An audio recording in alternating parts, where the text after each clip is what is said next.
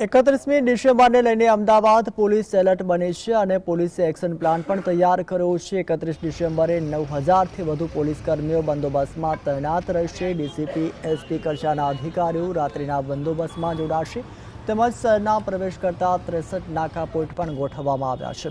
Entry point પર 14 જેટલી checkpost પણ ઊભી કરવામાં આવી છે। ડ્રગ્સ દારૂની હેરાફેરી રોકવા પોલીસ ખાસ ડ્રાઈવ પણ શરૂ કરી। આ સાથે જ મહિલાઓની સુરક્ષા માટે 71 જેટલી ટીમ તૈયાર કરવામાં આવી છે અને બ્રેથ એનાલિસિસની મદદ પણ કરવામાં આવી રહી છે। રોમિયોગીરી અને ડ્રગ ડ્રાઈવ રોકવા માટે પણ પેટ્રોલિંગ કરવામાં આવી રહી છે।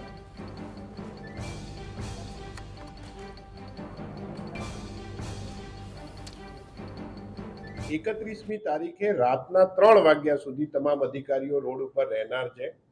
કુલ 71 જેટલી સી ટીમ જે મહિલાઓની સુરક્ષા માટે સ્પેશિયલ ડિકોય ગોઠવી અને ભીડભાડવાળા વિસ્તારોમાં અને 31મીની ઉજવણી જ્યાં થઈ રહી હોય ત્યાં એ સેવા બજાવનાર છે। 443 જેટલા બ્રેથ એનાલાઇઝરનો ઉપયોગ કરીને ડ્રંક એન્ડ ડ્રાઈવના કેસો માટે પોલીસ તૈનાત કરવામાં આવી છે।